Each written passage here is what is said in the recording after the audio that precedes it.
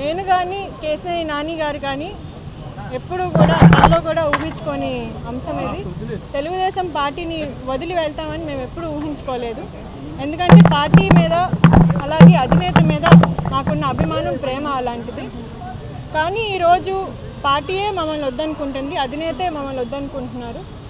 ఇక్కడ ఒక సిట్టింగ్ ఎంపీగా కేశినేని నాని గారిని విజయవాడ ప్రాంతంలో జరిగే తెలుగుదేశం పార్టీ కార్యక్రమాల్లో జోక్యం చేసుకోవద్దు, ఇన్వాల్వ్ అవ్వద్దు అనే సందేశం అనేది పార్టీ అధినేత నుంచి అలాగే అధిష్టానం నుంచి వచ్చింది.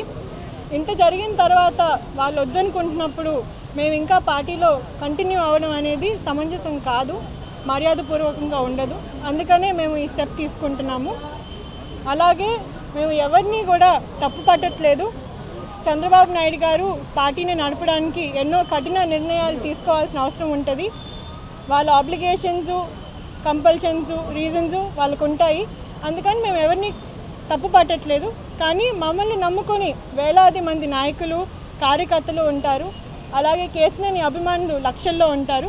మాతో పాటు జర్నీ చేసినందుకు ప్రతి ఒక్కరికి కూడా న్యాయం జరిగేలాగా చూడడం అనేది మా బాధ్యత. అందుకని కేశినేని నాని గారు మా క్యాడర్ అందరితో కూడా చర్చించి నెక్స్ట్ స్టెప్ ఏంటనేది వాళ్ళతో పాటు డిసైడ్ చేసి మీకు ఏంటనేది తెలియజేస్తారు.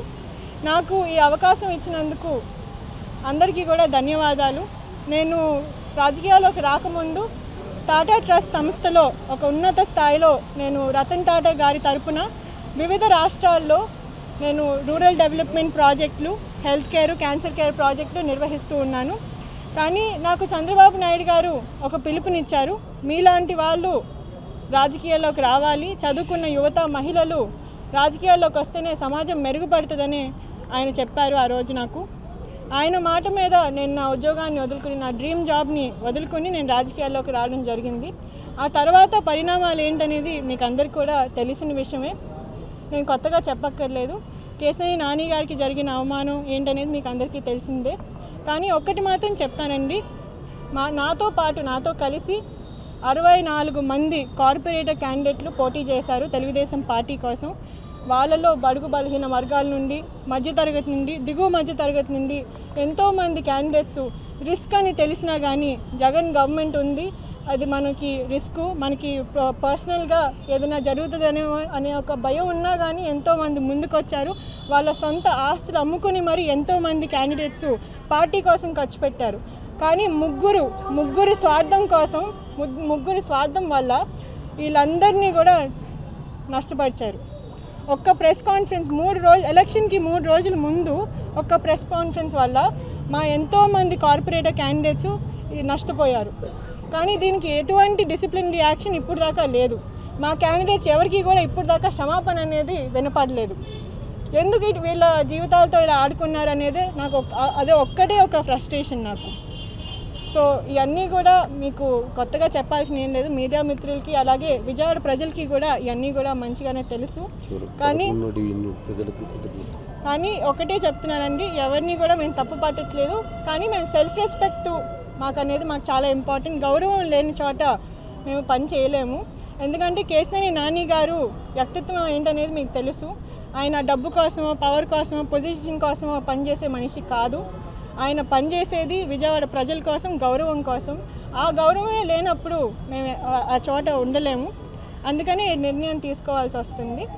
అలాంటి వాళ్ళని డిస్టర్బ్ చేసి, అవమానపరిచి అయినా కానీ కంటిన్యూ అవ్వాలి పార్టీలో అంటే అది ఇట్స్ వెరీ అన్రీజనబుల్ అండి. ఆయనకు కూడా సెల్ఫ్ రెస్పెక్ట్ ఉంటుంది. అది లూజ్ చేసుకుని ఆయన పని చేయాలి అంటే చాలా కష్టం. అండ్ ఇంకోటి ఏంటంటే కొత్త వాళ్ళని తీసుకురావాలి, ఆస్పిరెంట్స్ని తీసుకురావాలి అనుకోవడం పర్వాలేదు, ఇట్స్ నైస్ థింగ్. కానీ చుట్టుపక్కల 4 ఎంపీ కాన్స్టిట్యున్సీల్లో మనకి తెలుగుదేశం పార్టీ క్యాండిడేట్ లేరు. రాజమండ్రిలో క్యాండిడేట్ లేరు, ఏలూరులో క్యాండిడేట్ లేదు, గుంటూరులో గల్లా జయదేవ్ గారు కంటెస్ట్ చేయట్లేదు, నరసరావుపేటలో క్యాండిడేట్ లేరు. మరి ఇవన్నీ కూడా వదిలేసి విజయవాడను ఒక్క కాన్స్టిట్యున్సీని ఎందుకు డిస్టర్బ్ చేద్దామని ఒక ఆలోచన పెట్టుకున్నారు. ఇది మీరు ఎవరైతే ఈ డెసిజన్ తీసుకున్నారో వాళ్ళని అడగాలి.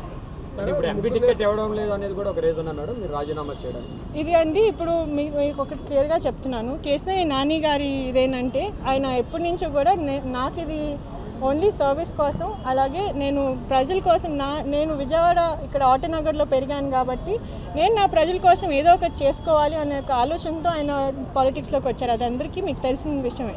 కానీ అదే ఇప్పుడు అధినేత మమ్మల్ని పిలిచి ఎదురు బొదురు కూర్చుని నాని నీ సర్వీసెస్కి థ్యాంక్ యూ, కానీ నేను ఈసారి మీకు టికెట్ ఇవ్వలేకపోతున్నాను, కానీ మీరు నన్ను సపోర్ట్ చేయాలి అని ఒక్క మాట మమ్మల్ని పిలిచి చెప్పుంటే మేము సైలెంట్గా అదే చేసేవాళ్ళం. మేము వెనక నుండి పార్టీని సపోర్ట్ చేసేవాళ్ళం. కానీ అనవసరంగా గత సంవత్సరంన్నర కాలం నుండి మమ్మల్ని ఎంతో ఇబ్బంది పెట్టారు, ఎన్నో అవమానాలకి గురి చేశారు మమ్మల్ని.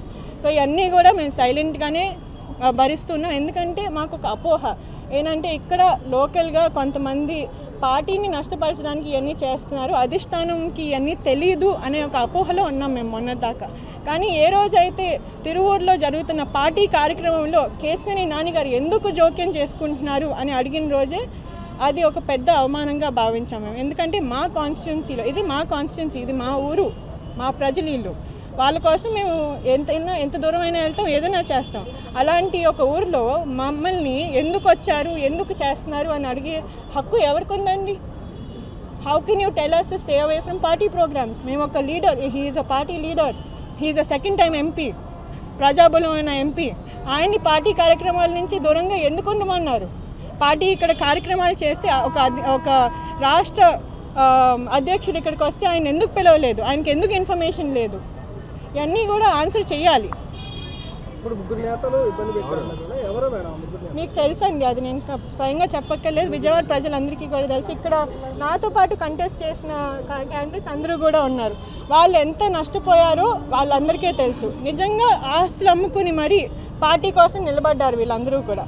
ఒక్కళ్ళు కూడా సపోర్ట్ చేయలేదు వాళ్ళని. ఒక్క ఇన్ఛార్జ్ సపోర్ట్ చేశారో అడగండి వీళ్ళు. కేశినేని నాని గారు ఒక్కళ్ళే మొత్తం ఎలక్షన్ అంతా ఫండ్ చేసి వీళ్ళందరికీ కూడా హెల్ప్ చేసి సపోర్ట్ చేసి వాళ్ళతో క్యాంపెయిన్ చేసి ఒక్కొక్క మెట్టు కొండ ప్రాంతంలో ఎక్కారు ఆయన. ఒక్కళ్ళు చేశారా ఇన్ఛార్జెస్ అలాగా చెప్పండి నాకు.